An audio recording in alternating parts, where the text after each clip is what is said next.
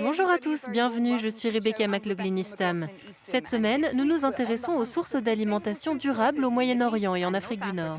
Nous plongerons dans le monde de l'aquaculture aux Émirats arabes unis en visitant une ferme piscicole où l'on élève des saumons et des dorades pour réduire la dépendance du pays aux importations.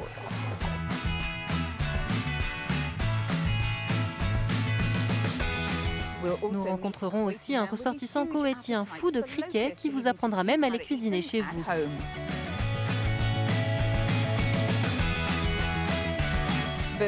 Mais d'abord, le saumon étant un poisson vivant dans les rivières froides, vous serez peut-être surpris de savoir qu'il est élevé ici aux Émirats arabes unis. Je suis allée à la pêche aux informations pour en savoir plus. À 2 pas des eaux chaudes du golfe Persique, on trouve des saumons de l'Atlantique, des céréoles du Japon et des bars du Chili en parfaite santé. Ces poissons d'eau froide sont sans aucun doute très loin de chez eux. Mais c'est justement l'intérêt des fermes piscicoles qui permettent de réduire la dépendance du pays aux produits importés, selon la Fish Farm, première entreprise d'aquaculture biologique des Émirats créée en 2013. Cela s'inscrit aussi dans le cadre de l'objectif des Émirats arabes unis de soutenir la biodiversité marine et de reconstituer 30% des stocks halieutiques épuisés d'ici 2030. L'entreprise a construit une ferme à Diba, près d'Oman, un couvoir dans l'émirat d'Umm al-Qawan, ainsi qu'une exploitation agricole dans le port de Jebel Ali à Dubaï. Nigel Lewis m'a fait visiter les lieux et m'a laissé nourrir de jeunes saumons avec de la nourriture biologique, tout en me parlant des bassins de confinement qui fonctionnent sans produits chimiques, mais grâce à de l'eau de mer recyclée. Pour le manager, cette technique appelée RAS est l'avenir de l'aquaculture étant donné la demande croissante de poissons et l'augmentation de la population mondiale. Les besoins en poissons augmentent de 8 à 10% chaque année, donc le poisson doit bien venir de quelque part. Mais il n'y a plus de poissons dans les océans, ou en tout cas, il n'y a pas d'augmentation. Le poisson doit donc provenir uniquement de l'aquaculture.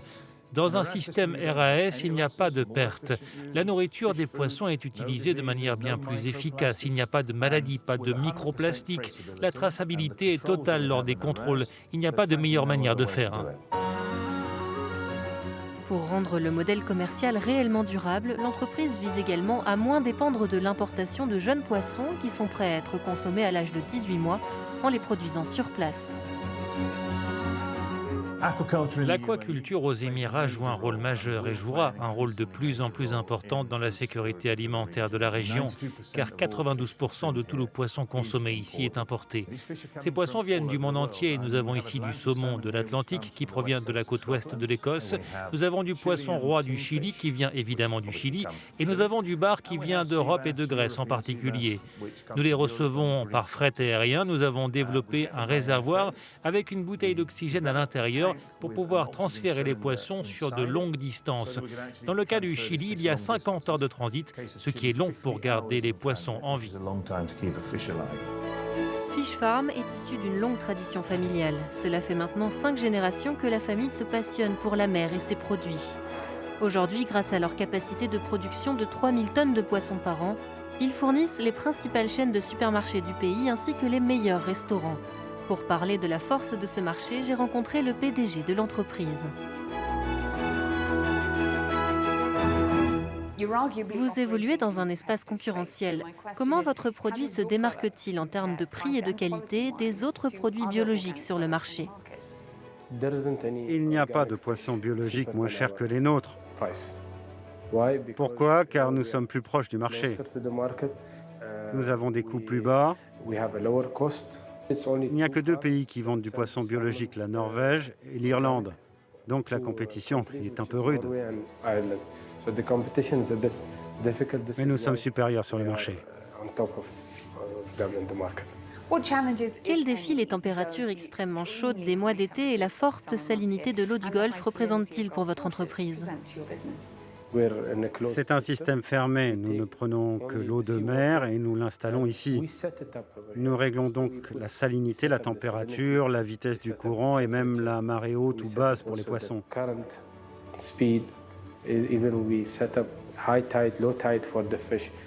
Mais pour maintenir la température en été, c'était un défi en termes d'électricité. C'est pourquoi nous passons maintenant aux panneaux solaires.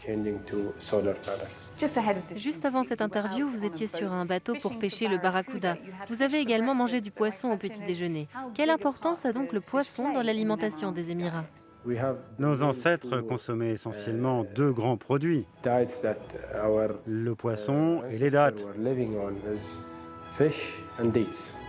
Ce sont donc deux choses indispensables pour les populations côtières ici aux Émirats. On ne peut pas passer une journée sans un poisson et une date.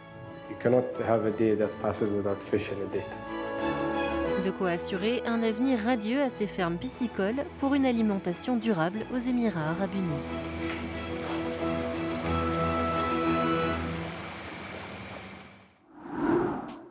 Intéressons-nous désormais au criquet et comment ce destructeur de récoltes redouté des agriculteurs est devenu un rêve pour certains gastronomes du Koweït. Salim et Saïd s'est rendu là-bas pour les rencontrer et découvrir des ingrédients et des techniques anciennes et nouvelles. Avez-vous déjà envisagé d'ajouter des insectes et des vers à votre alimentation ? Au moins 2 milliards de personnes à travers le monde le font déjà, selon un rapport des Nations Unies, qui a identifié les insectes comme une solution possible à la sécurité alimentaire.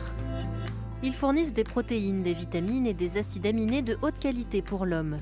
Et ils sont bons pour la planète, car ils utilisent moins de terre et moins d'eau que le bétail traditionnel. Les insectes sont également plus variés et plus abondants, avec environ 2000 variétés comestibles identifiées.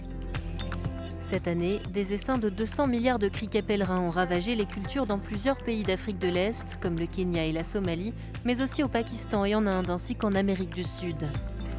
Pour ce commerçant koweïtien, au contraire, un essaim de criquets est synonyme de bonnes nouvelles. À 41 ans, Adil Al-Haredi ramasse et vend les insectes depuis 22 ans. Un sac de criquets vivants lui rapporte environ 25 €. Ses clients se rendent au souk Al-Faga dans la capitale pour acheter et consommer des criquets. C'est quelque chose de délicieux qu'on a hérité de nos ancêtres et dont on entend parler depuis notre enfance. Au temps des Bédouins, au temps des famines, ils pouvaient conserver les criquets plusieurs mois. Selon Amil, on ne trouve plus de criquets de bonne qualité au Koweït depuis les années 70 en raison de l'urbanisation et des pesticides. Il se rend donc toutes les semaines en Arabie Saoudite et parcourt 700 km jusqu'à la province enclavée d'Al-Qasim pour trouver des criquets du désert. Avec sa robe jaune ou rose avant cuisson, le criquet mâle est plus esthétique. Mais ce sont toutefois les femelles, plus grosses et plus charnues, qui sont consommées et vendues à un prix plus élevé. Les criquets femelles, appelés moukoun, sont les préférés d'Adib Khan en raison de leurs œufs sucrés. Cet homme de 65 ans mange des criquets chaque semaine depuis son enfance. D'après lui, la recette pour les préparer est relativement simple. Ils sont bouillis vivants et leur vivacité est signe de bonne santé. Après avoir mijoté pendant environ une demi-heure, ils sont rôtis pour les rendre croustillants, ce qui, d'après Habib, les rend irrésistibles. Le sexagénaire a également une recette familiale préférée. Ma belle-mère a eu une nouvelle idée pour préparer les criquets. On les fait rôtir et après, on les met dans un moulin à café pour en faire une pâte qui a une saveur de pistache. Les criquets ont une saveur sucrée. Une fois hachés, Habib fait revenir les criquets à la poêle avant d'ajouter des dattes, de la pâte de sésame et des épices. Ce plat est plus populaire auprès des jeunes Koweïtiens qui, selon lui, ne sont pas encore prêts à ajouter les criquets à leur alimentation quotidienne. La nouvelle génération n'aime pas manger des criquets. Ils ont même peur de les toucher. Il espère que manger des insectes reviendra à la mode, comme c'est le cas dans d'autres pays à travers le monde. L'entomophagie ou la consommation d'insectes reste une tradition dans de nombreuses cultures d'Afrique, d'Asie, d'Amérique latine et plus récemment d'Europe. Des vers de farine sont ainsi préparés à Toulouse pour ajouter une touche de nouveauté à la gastronomie traditionnelle. Une tendance qui s'est également étendue à l'Italie. L'éleveur de vers Khalid Al-Younis est le leader du mouvement au Koweït. Il est un fervent défenseur de leur utilisation pour transformer les terres arides de son pays en pâturage cultivable. Avec sa chaîne YouTube, il encourage les jeunes générations à cultiver des vers chez eux. Surnommé Abou Aloud, qui signifie le père des vers, il compte près de 10 000 adeptes sur les réseaux sociaux. Au début, il y a 5 ans, nous avons rencontré beaucoup de gens dégoûtés par l'idée de manger des vers et beaucoup d'entre eux nous ont bloqués sur les réseaux sociaux. Mais maintenant, 4 ou 5 ans après, ils ont changé d'avis. Ils deviennent des clients et achètent des vers pour chez eux. Les vers peuvent manger la moitié de leur poids en une journée, en se nourrissant de mouchoirs en papier ou de restes d'aliments biologiques comme du marc de café. Pour Khalid, cela réduit donc les déchets et les dégâts causés à la planète. C'est pour cette raison qu'il a créé sa ferme lombricole il y a 6 ans. Elle compte aujourd'hui plusieurs millions d'individus et sa taille double tous les 70 jours. Khalid espère que le nombre de ses adeptes en ligne et sur le terrain augmentera tout aussi rapidement. C'est la fin de cet épisode consacré à l'alimentation durable. Nous espérons qu'il vous a plu et n'oubliez pas que vous pouvez revoir tous nos épisodes en ligne sur euronews.com. Avant de nous quitter, voici certaines nourritures alternatives qui nous ont plu sur Instagram. Merci d'avoir été avec nous et à bientôt. Le chef Matthijs des Pays-Bas qui a fait mariner du saumon d'élevage des Émirats Arabes Unis dans du yuzu pour réaliser ce plat coloré. Mohamed qui a visité une ferme piscicole en Égypte, la plus grande de la région selon lui. Et enfin Essa qui a trouvé un criquet pèlerin dans le désert du Koweït.